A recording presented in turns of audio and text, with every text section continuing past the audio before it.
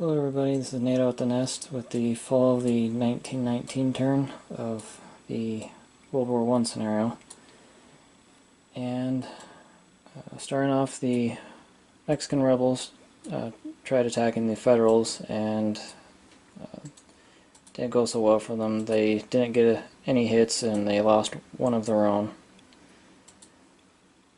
And then the Irish and the Soviets, starting with the Irish, they rolled a 2, so they got 2 more infantry, and then they consolidated their forces in Belfast with Ireland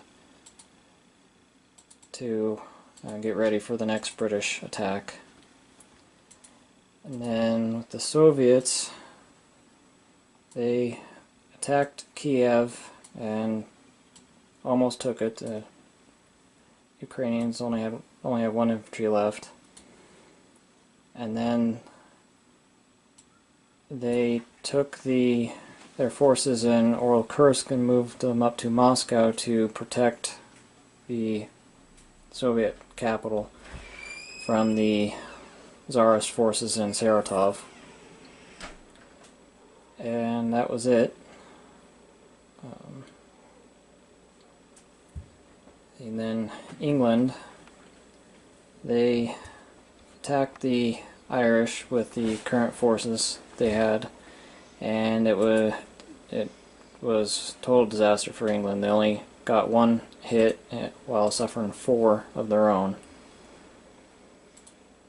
But as you can see, the British have a lot more firepower that they're going to be bringing into the fight next turn.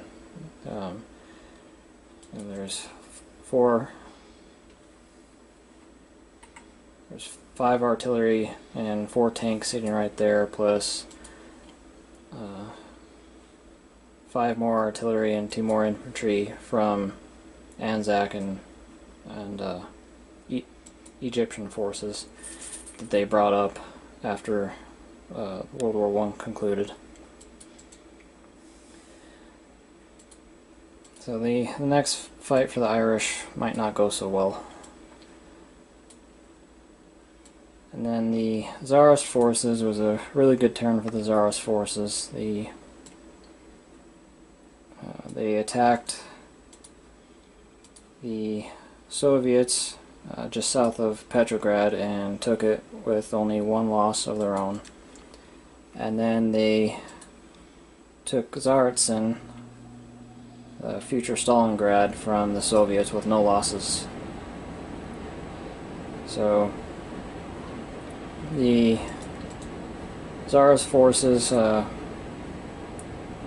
claimed another factory while taking 1 away from the Soviets, and destroyed a significant Soviet force in the north. So all that's covering Petrograd right now is a single infantry and artillery. And the production spread is 5 to 10 in the Tsarist favor. And so, granted, there's still a couple of years left in the Civil War, but whoever has the most production at the end of it wins. So right now it looks like the Soviets and communism are in danger of being obliterated before it ever begins. But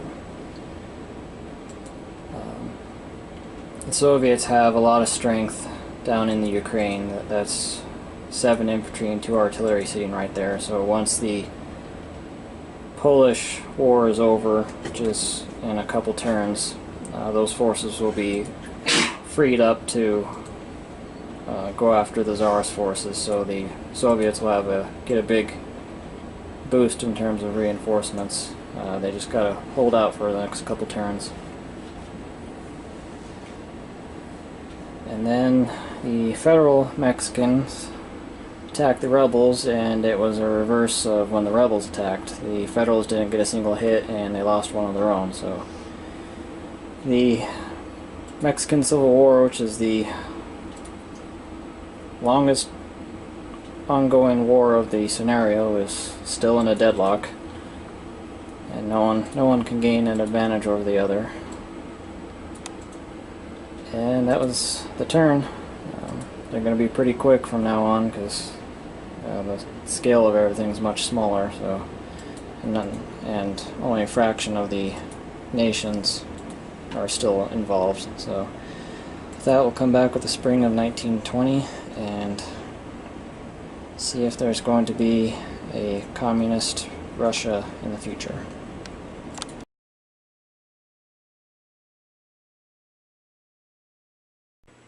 Hello everybody, this is Nato at the Nest with the spring of the 1920 turn of World War I.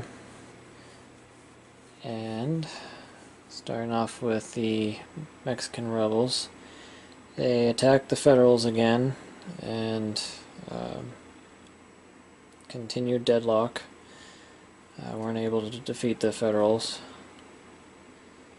And so then the Irish, they got another 2 for the reinforcement role, and they decided not to attack the British because in order to win and gain their independence, they just have to survive. They don't necessarily have to push the British out, so they just decided to play defense and just maximize the number of troops they'd have for the coming British onslaught.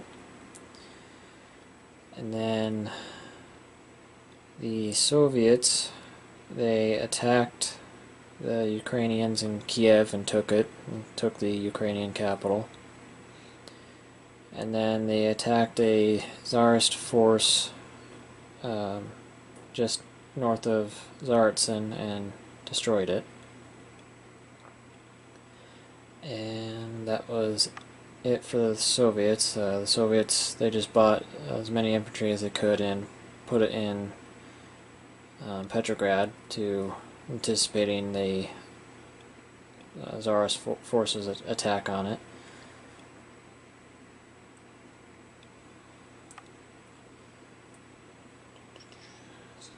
And that was it for Soviets. So then England made an all-out attack on the Irish in the southern half of Ireland and completely destroyed them. Destroyed 12 Irish units and completely wiped them out. The Irish are still in the fight though. They still have Belfast, so they're not done yet, but huge blow to the Irish. The prospects of holding on until the designated end date is pretty slim, so England might still control Ireland going into World War II, so we'll see how the next couple turns turn out for that. And then the White Russians, or the Tsarist forces, they attacked Petrograd, weren't able to take it, but reduced the Soviets down to a single infantry. And then attacked the Soviets north of Tsaritsyn, and that was an even, that ended in a draw, 2 casualties for 2.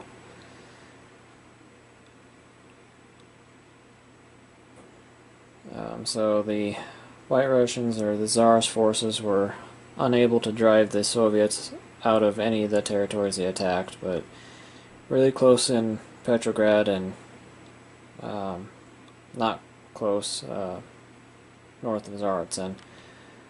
The Polish army did attack the Russians in Kiev, and it wasn't, the reason why they did that wasn't to drive the Russians out of Kiev. They had no chance of that. The strategy for that was to attack Kiev and contest it, to force the Russians to spend one more turn fighting in Kiev, to basically just buy time for Poland to keep Russia out of Poland. So instead of being able to march on Poland right away, the Soviets are going to have to spend an extra turn in Kiev, driving out the Poles before they can start marching west. So it's purely a buy time gambit, and it worked. Almost didn't, as you can see. The Polish army only has 1 infantry left, but served its purpose. They died to buy their homeland time. So with that sacrifice, given the time constraints, the Soviets will not be able to take Warsaw in time, so Polish independence is guaranteed at this point. Ukrainian, not so much. And then, to round out the turn, the federal Mexicans didn't attack this turn, they just reinforced. So, to bring their numbers even to the rebels. And that was the turn. Like I said, they're going to be fast. But next turn will be the fall of 1920, and that will be the last turn for the Mexican Civil War. So the next roll of the dice will determine who controls Mexico, the rebels or the federal government. So scenario-wise, it has absolutely no impact on future scenarios. It is implemented mostly as a filler to give people something to do leading up to World War I, give America something to do while they're waiting to enter. And then afterwards, just you spent X amount of turns fighting it going into World War I, so might as well just finish it. But we'll come back with the fall of 1920, and we'll see who's leading Mexico. See you then.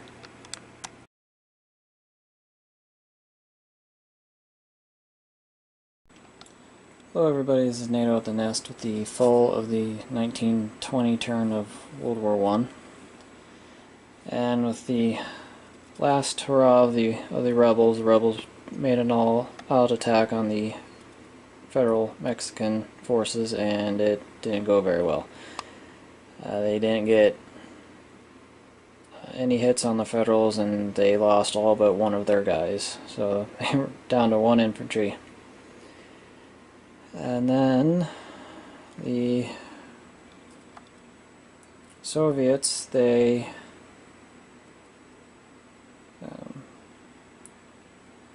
attacked the Polish forces in Kiev and destroyed them, so the Polish army, aside from that one militia right there, the Polish army has been completely destroyed.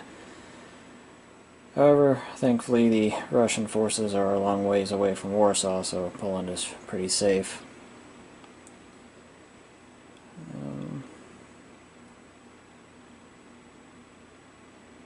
See, what else did the Russians do? The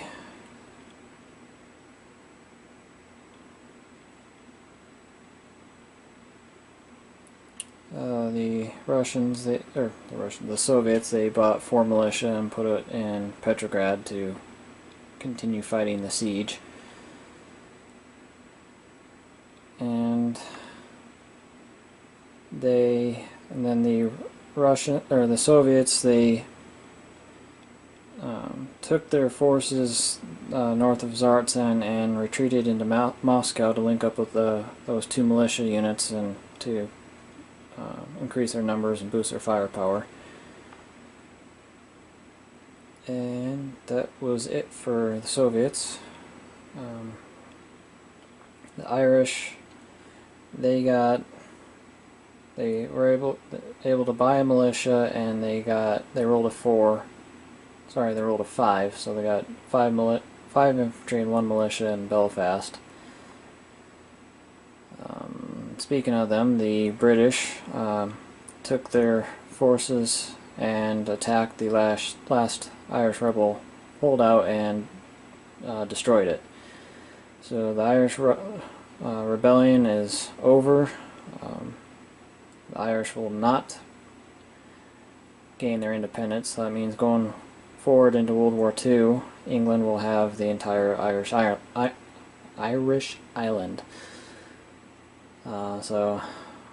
Sorry, Ireland, no independence for you.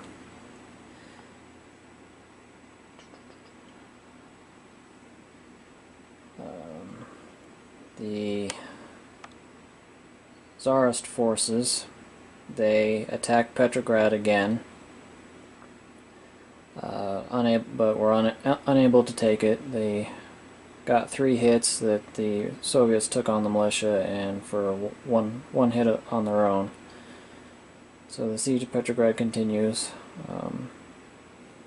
Then they attacked Moscow, and that was a pretty painful defeat for the Tsarist forces. They didn't get a single hit on their end, and they lost all but 2 of their units, an artillery unit and the Czech Legion. So that was a very costly defeat for the Tsarist forces.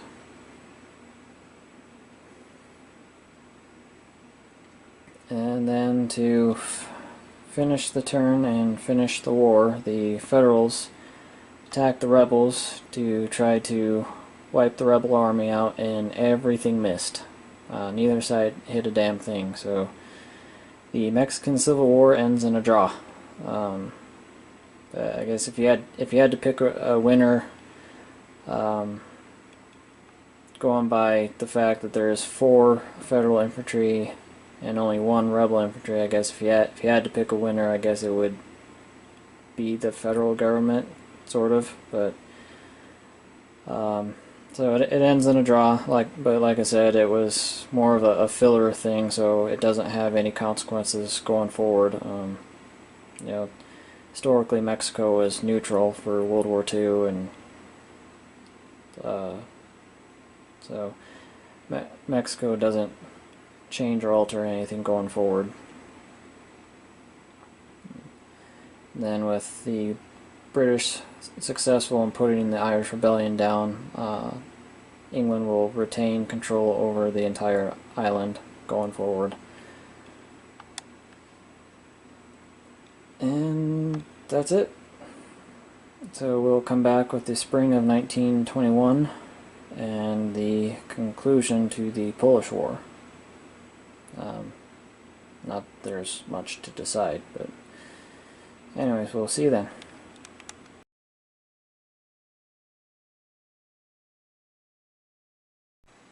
Hello everybody, this is Nato at the Nest with the spring of the 1921 turn of World War I, and